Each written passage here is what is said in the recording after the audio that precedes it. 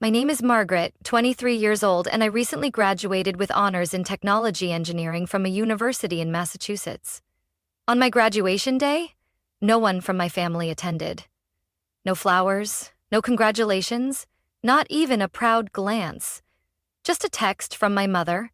Your father says that since you chose your own path, you should take full responsibility for it. That evening, I returned home, standing in the middle of the vast mansion I once called home, a cold space where everything gleamed under crystal chandeliers but held not a trace of warmth. My father stood at the top of the staircase, his gray suit crisply pressed, holding a glass of red wine that I knew he never actually drank, just for show. "So you're really turning down the position at the company?" he asked, his tone flat, as if he were reading the morning paper. "Yes, I don't want to work in finance. I want to pursue energy engineering research," I replied, keeping my voice steady. His eyes were cold as stone. "Engineering?" He pronounced each syllable as if I had just declared I wanted to become a magician. "Aren't you ashamed of betraying the family tradition? From your grandfather to me, the entire Preston lineage has thrived on finance. Investing is in our blood. And you? You want to be an engineer? Some mechanic assembling machines." I swallowed the lump in my throat. "I want to create something with real value. I don't want to just shift money from one account to another." He scoffed, his laughter echoing in the luxurious but empty space. Then, as if he had been waiting for this moment, he reached into his suit pocket, pulled out a wad of small bills, and tossed them onto the marble floor right at my feet. "Here, $200. That's all someone like you is worth. No more trust fund, no more Preston name. Nothing." I watched the bills flutter to the ground like dry autumn leaves, cold, weightless, and devoid of emotion. It wasn't the money itself that hurt. It was the way he threw it, as if I were nothing more than a failed product being discarded. My mother stood a few steps away, holding her second cocktail of the afternoon. She said nothing, just looked at me with an expression that was both cold and pitying. No defense, no "I'll talk to your father," just silence. So long and heavy that it ached. I bent down, picked up the bills, placed them in my wallet, then stood up, my eyes never leaving my father's. "Thank you, Father," I said slowly. "I will turn this $200 into something greater than you ever imagined." He flicked his hand toward the door, signaling the end of the performance in which he had played director. "Get out of my house. You're no longer a Preston." I pulled my only suitcase through the door without looking back. The heavy oak door closed behind me with a deep thud, marking the end of one chapter and the beginning of something entirely new.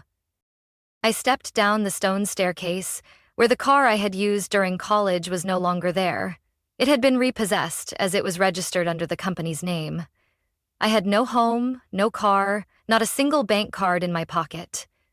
But I had my old laptop, a few engineering schematics on my hard drive, and an idea. An idea that I believed could change the way the world stored and used energy. I lifted my head to the Boston night sky, the wind tousling my hair, making me shiver slightly. $200 in my wallet, a dream in my heart, and nothing left to lose. That was the moment I knew. I was free. I boarded the last night bus out of Boston at 11:20 p.m., my destination, San Jose, the beating heart of America's tech industry. The journey lasted over 70 hours, during which I barely ate anything except a few crackers and a small water bottle that a kind passenger gave me. The night's cold seeped through my thin coat, but it wasn't as chilling as the feeling of being disowned by my family. When I stepped off the bus in San Jose, I had less than $120 left after paying for the ticket and travel expenses. I had no contacts here, no place to go. I dragged my suitcase out of the station, found a nearby park, and sat down on a wooden bench under a large oak tree. That night, I slept with my laptop as a pillow and an old scarf draped over me. I thought I would cry, that I would curse life, but I didn't. I only felt calm. Maybe because, for the first time, I had nothing left to lose. The next morning, I bought a sandwich and a small black coffee from a convenience store nearby, $7 in total. While sitting on a stone bench eating, I opened my old laptop and typed 3 lines on the first page of my digital notebook. I will never use the Preston name to achieve anything in life. I will create something that changes how the world uses energy. When I return, it will be on my own terms. I owe them nothing. After writing, I closed my laptop and looked up at the buildings in the distance, glowing under the rising sun. They seemed to whisper, telling me to start. But how do you begin when you don't even know what the first step is? I spent the entire day wandering through downtown San Jose's office districts, looking for part-time work, any job that would help me survive a few days. Everyone turned me down. No experience. Not hiring. We're downsizing. I heard the same lines so many times that they blurred together. By late afternoon, I sat down at a small cafe called Rust and Bean. While nursing a $2 iced tea to make use of the Wi-Fi for job applications, I noticed a middle-aged man struggling to fix a coffee machine that was making a strange noise. Maybe it was my engineer's instincts kicking in, but I stood up and asked, softly, "Do you need help?" I studied electrical mechanical engineering.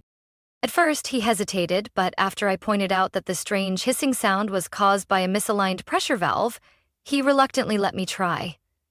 10 minutes later, the machine was running smoothly again. He looked at me, surprised. "How did you do that?" "I read the schematic and listened." I smiled. The man, Chuck, was the cafe owner. He not only let me sleep in the storage room upstairs, but also offered me a job as a maintenance assistant.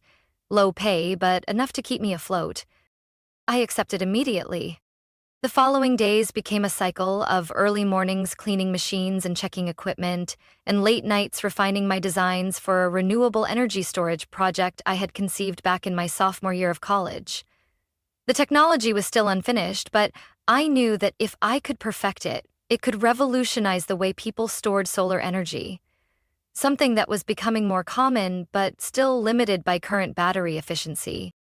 One evening, while redrawing the core design, Maya, the cafe's only waitress, walked in. She glanced at my sketches and asked, "What are you working on? Looks like a treasure map." I laughed, flipping the page over to explain in the simplest terms. She listened intently, then suddenly said, "So if you make this work, electricity will be cheaper and more sustainable?" "Not just cheaper, safer, cleaner, and more adaptable. It could help remote areas become self-sufficient without relying on national grids." Maya didn't fully understand, but her smile made me feel that what I was pursuing wasn't just ambition. It was something that truly mattered. That night, I opened my laptop and created a new folder, naming it Aurora, the name for my battery project. I knew countless long nights and failures lay ahead. But I also knew one thing. I had started, and I wasn't going to stop. Not to prove anything to anyone, but because, for the first time, I was living for myself.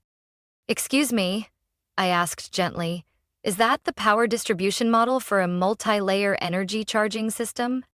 The man looked up, surprised. "You know about this?" "I'm conducting research on energy storage systems. There are a few points in your schematic that could be optimized if you reduce the intermediary layers here." I pointed to a section of the diagram. He studied me intently, as if evaluating me. Then he smiled. "I'm Neil, lead engineer at Solenoid Tech. We're stuck on the problem of heat dissipation and power distribution in fluctuating pressure environments. If you truly understand what you just said, you might be able to help us." I didn't answer right away. My heart was pounding, but I kept my voice steady. "Show me the real-time simulation data, and I'll try proposing an improvement." That evening, Neil and I stayed at the cafe until Maya turned off all the lights and kicked us both out. We continued talking just outside, sitting on the cafe steps. He handed me a business card. "Meet me on Monday. If what you're saying is right, I'll introduce you to someone you need to meet." I took the card, the yellow streetlight casting a glow on the words, Solenoid Tech, David Neal, lead engineer. I knew I had just stepped up to the first door. I didn't know what lay beyond it yet, but that feeling, the feeling of being recognized for my ability, not my name, kept me awake that night. I arrived at the Solenoid Tech office on Monday morning with my old laptop, a stack of notes, and a dream folded inside my bag. The office was on the 4th floor of an old building. No flashy signs, no grand reception hall, just an open space filled with wires, components, and whiteboards covered in formulas. David Neal, the lead engineer, was holding a cup of coffee when I walked in. He gestured toward an empty desk. "You have 15 minutes. Impress me." I presented a solution for handling thermal oscillations by integrating a micropressure neutralization chamber, a technique I had independently researched during college but had never seen applied commercially. I backed it up with a simulated model and explained why their current approach was causing up to 17% efficiency loss in the system.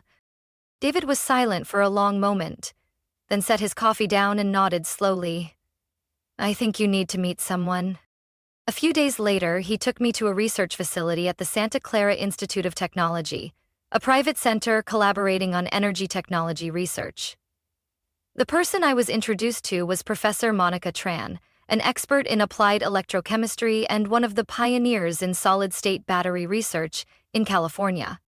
Monica wasn't easily impressed. The first meeting lasted nearly 4 hours, filled with sharp, scalpel-like questions. How do you ensure there's no energy dissipation in the distribution layer? Will the molecular structure in your simulation remain stable under triple the temperature fluctuation?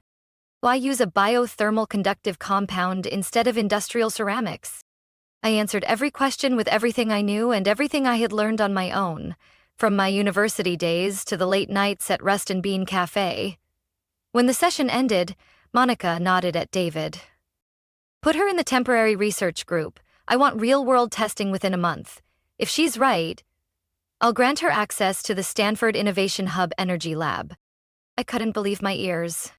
From a girl sleeping in a storage room, I was about to step into one of the top energy research facilities in the US, a place I had only dreamed of as a freshman.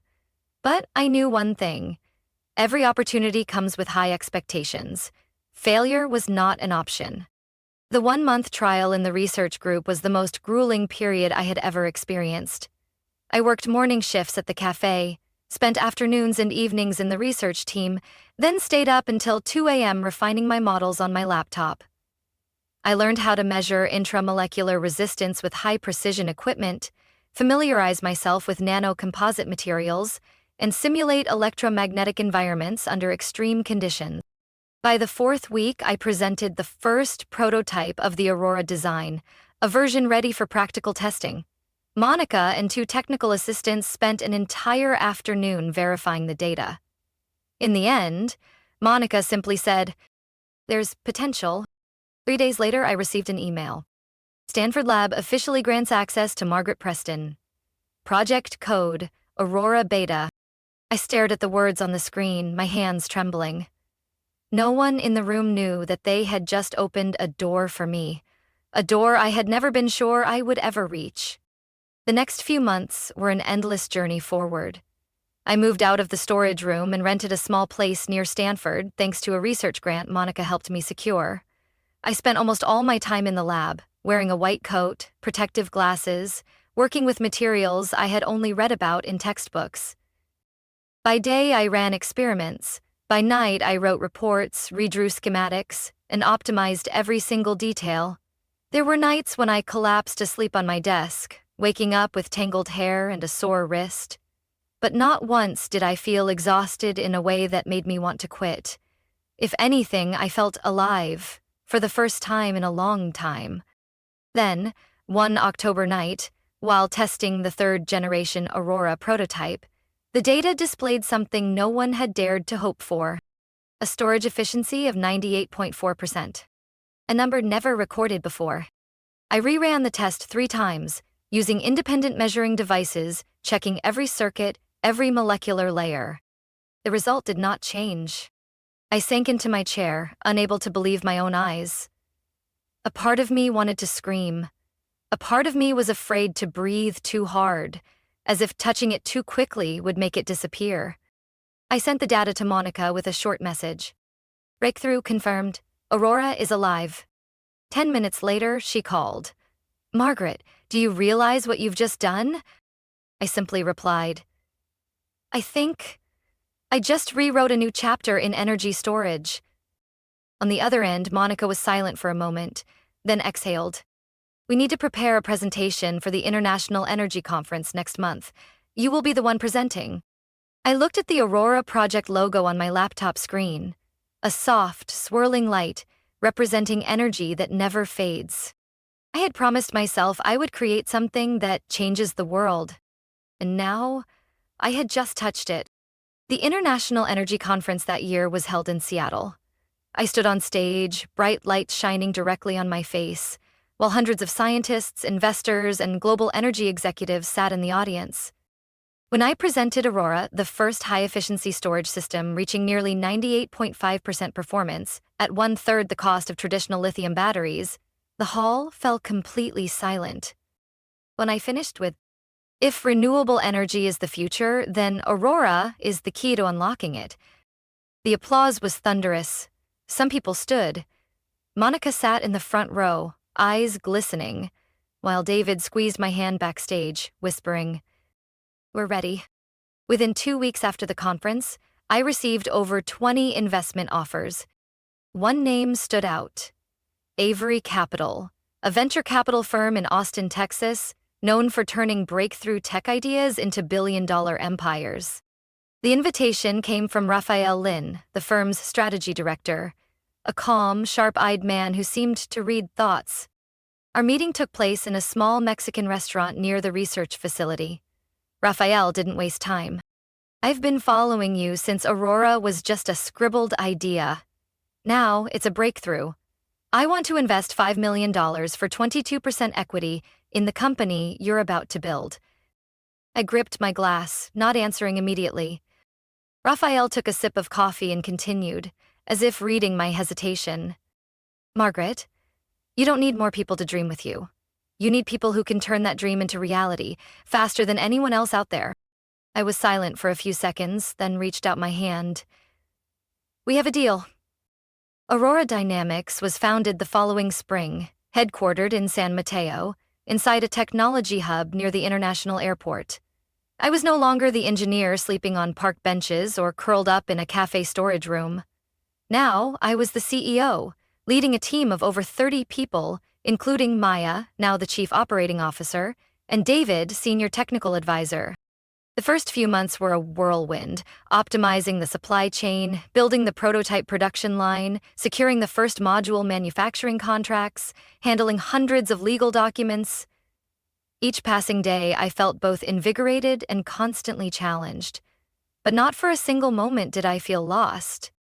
1 year after receiving the initial investment, the first commercial version of Aurora Core was officially launched. Compact, sustainable, costing only half the price of lithium-ion batteries, yet lasting 3 times longer. In just 3 months, Aurora signed 17 supply contracts with solar energy companies across the U.S., from Arizona to Florida. The press called us the disruptor of the renewable energy game. I will never forget the first time I saw my product installed on the roof of a farm in New Mexico. Amidst dry fields where people once relied on old diesel generators for power. The farm owner, an elderly woman named Clara, took my hand and said, "You've brought light here. Not just electricity, but hope." I couldn't hold back my tears. 3 years after Raphael signed the first check, Aurora Dynamics went public on NASDAQ. On the first day, the stock price doubled. By the end of the week, the company's valuation surpassed $720 million.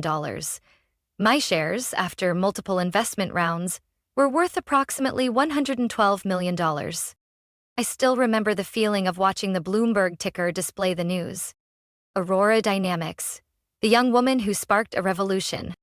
But I didn't celebrate with champagne or lavish parties. Instead, I returned to my office, opened my old laptop, the same one I once used as a pillow while sleeping in the park, and pulled up the first file I had ever written. I reread each of the 3 promises I had made to myself, my hands trembling. But this time, from happiness. I did not use the Preston name. I created something that truly changed how people use energy. And I returned not to beg or seek validation, but as someone who had broken through every limit on my own. Yet deep down, I knew there was still one thing left unfinished. I had not returned to the place that cast me out. The house where I was once thrown $200, as if that was all I was worth. And this time, I wasn't coming back for revenge. I was coming back to prove that light always finds its way home. I never thought that day would come so soon. At the end of Q2, a headline on CNBC caught the attention of the entire Aurora Dynamics team. Preston Equity, the long-standing Boston investment firm, faces takeover risk after consecutive quarters of losses. I stared at the name on the screen. I didn't need to read the full report. Preston Equity was the company my father, Edward Preston, had built and run for 3 decades.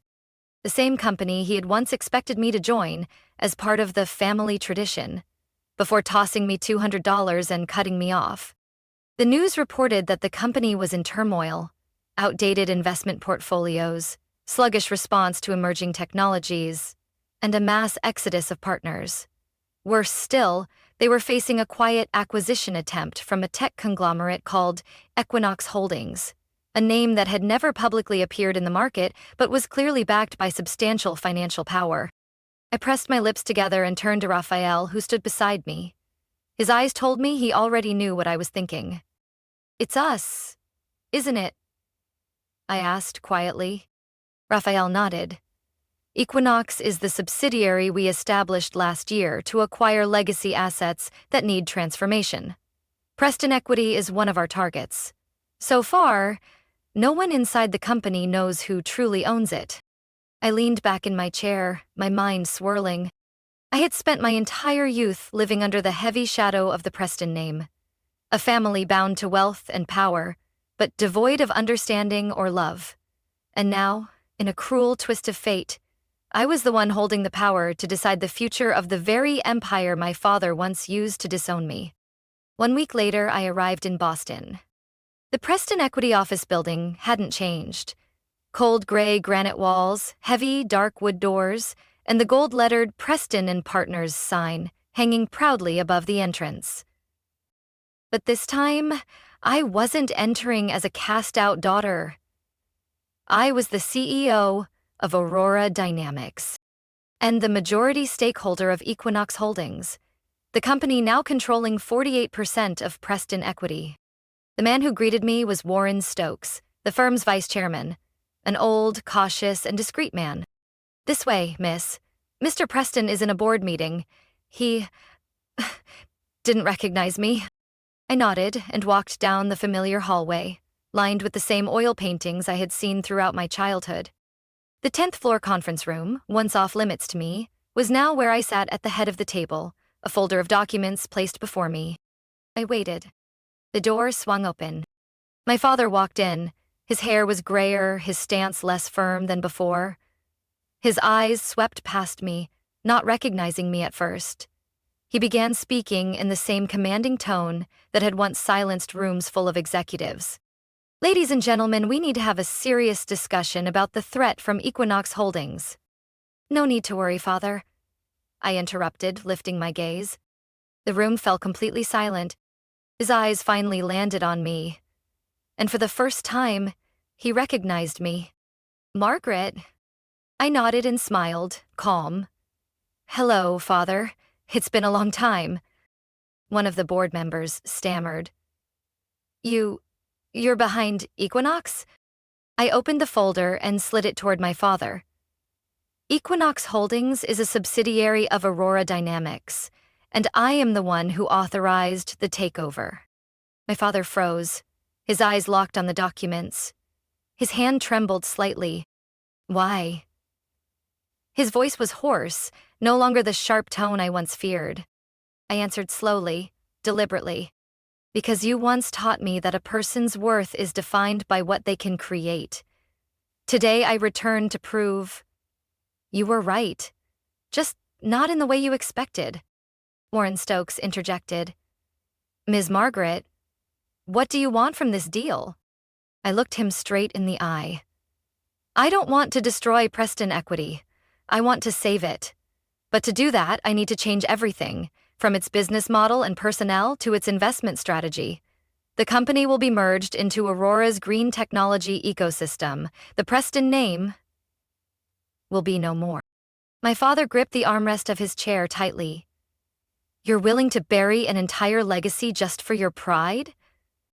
I stood up, my voice calm but firm. Not for pride. For the future. I left the boardroom, silence trailing behind me. As I stepped into the elevator, I heard my father call out, Margaret! I didn't turn back. Less than 2 hours after the board meeting, I sat in Equinox Holdings' temporary office, the 19th floor of a sleek glass building just 3 blocks from Preston Equity's headquarters. 2 phones rang non-stop on my desk, dozens of emails awaited responses, and a live financial transaction dashboard flashed constantly with numbers. I had no time for hesitation. By that afternoon, my legal team sent an official proposal to the entire Preston Equity Board, a full merger into Aurora's ecosystem, complete rebranding, executive restructuring, and the complete removal of the Preston family's management rights. Attached was a warning. If the board failed to accept within 24 hours, Equinox would activate a pre-planned financial clause, calling in the debts Preston Equity owed to satellite investment branches that I had, quietly, taken control of over the past year. The exit door had been locked. That evening, I received a call from Warren Stokes. Margaret. His voice was low. Edward is rallying his remaining loyalists to block your proposal, but with the current share distribution, he can't stop the process if you move forward. I replied evenly. I didn't come to ask for permission. I came to finish this. The next morning at exactly 8 a.m., Preston Equity's board convened an emergency meeting. I wasn't there in person, but my legal team, representing Equinox Holdings, presented every merger clause in language that left no room for interpretation. When they reached the proposal to rename the company Aurora Capital, Warren glanced around the table, then quietly nodded. A board member raised a hand. Who will lead after the merger? My attorney replied smoothly. The current board will be dissolved. The new executive structure will be appointed by Aurora Dynamics, effective tomorrow. A heavy silence filled the room. Then a voice broke through, dry, firm, and familiar. No, I don't accept this. My father stood up, tapping his hand lightly against the ebony wood table. His gaze still carried the authority it once held, despite his hair now nearly all gray. You think you can erase 40 years of legacy with just a few signatures? Have you all forgotten that this institution built the Northeast investment sector? That the Preston name once stood for credibility and tradition? I pushed the door open and stepped inside. Every eye in the room turned toward me. Precisely because the Preston name once carried such weight? I spoke slowly. It must end at the right moment. Before it becomes a symbol of stagnation and outdated thinking. My father turned toward me. For a brief moment, I saw shock flicker across his face. You don't have to do this, Margaret. I walked to the table and placed the finalized proposal before him. I'm not doing this for revenge, I said, my voice steady. I'm doing this to fix what you let wither away in complacency. His fists clenched. You would erase everything, just to prove yourself? I shook my head. I've already proven myself. Without Preston, without an inheritance. Only with an idea you once called foolish and the $200 you threw on the floor. Every board member remained silent. Warren was the first to sign the proposal. Then, one by one, the others followed. Slowly but decisively, like dominoes falling in an unbroken sequence. In the end, only my father remained, the founder, the man who once believed he would be immortal on his throne of financial power. I slid the pen toward him. I'm not forcing you to sign. But if you don't, the shareholders will vote, and the decision will still be executed." He looked at me, his gaze filled with both regret and resignation. Then he signed. The final contract was sealed at 5:48 p.m. Preston Equity, a name once tied to the very bloodline of a family, officially became part of Aurora Capital under my leadership. As I walked out of the building, the Boston sky burned red, as if flaring one last time to bid farewell to an era. I didn't feel victorious, nor did I feel resentful. There was only a strange sense of closure, as if I had finally shut a chapter I had been afraid to open for years. My father stood at the doorway, watching. He didn't call my name again. After the merger, I spent nearly 8 months completely restructuring Preston Equity, now Aurora Capital. Outdated, bloated investment portfolios were replaced with clean technology projects, renewable energy, and sustainable infrastructure. We expanded into multi-layered energy storage, green agriculture, and smart urban redevelopment. Under new leadership, the company was no longer a symbol of the past, but a driving force of innovation. I kept none of the old executives, not out of revenge, but because to build the future, we cannot anchor ourselves to what once held us back. My father, Edward Preston, quietly stepped away. He no longer appeared in the media or attended industry events. He moved to the lake house that once served as our summer retreat. A quiet place, far from the city, from the headlines, from the spotlight that had once defined his life. My mother sent me a handwritten letter after the deal was finalized. She wrote that she had been following every step I took, from the first article that mentioned Margaret Preston, the golden girl of renewable energy, to the day I officially took control of the company that bore our family's name. She said she was proud, that she had been wrong to stay silent all those years, that she wanted to see me. I didn't respond. Not because I was angry, but because I had learned that some distances cannot be bridged by a few late apologies. 1 year passed since the day I walked out of that boardroom with a historic contract. I continued to lead Aurora Dynamics, expanding into Europe and Southeast Asia. The second-generation Aurora Core project, smaller, cheaper, more powerful, had just been granted global patents. One early winter morning, Maya, now the chief operating officer at headquarters, walked into my office, holding a light brown envelope. "You got something in the mail," she said, placing it on my desk. I opened it. Inside was another smaller white envelope with no sender's name. When I pulled it out, my heart clenched slightly. A folded piece of paper. And tucked inside were 2 old $100 bills carefully pressed flat. Beneath them, in a firm but slightly slanted handwriting, was a single line. "You are worth more than I ever knew. Edward." I sat in silence for a long time, not because of the money itself, but because, for the first time in 24 years, my father admitted his mistake in the only language I had ever understood from him. Action. That afternoon, I left work early and drove back to the old district, to a small cafe called Rust and Bean, the place where it all began. The cafe was unchanged, faded wooden doors, a blackboard menu written in chalk, and the familiar scent of roasted coffee drifting through old brick walls. Chuck, the old owner, had retired, passing the cafe down to his daughter. But the coffee machine I once fixed years ago was still there, still running, perfectly. I sat down by the window seat, the same spot where I had first sketched the Aurora design on my worn-out laptop screen. Ordering a cappuccino and a croissant, I pulled the envelope from my wallet, took out the 2 old bills, placed them on the table, and wrote on a napkin. This was my starting point, keep it, to remember that great things can begin in the humblest of places. I handed it to the waitress with a smile.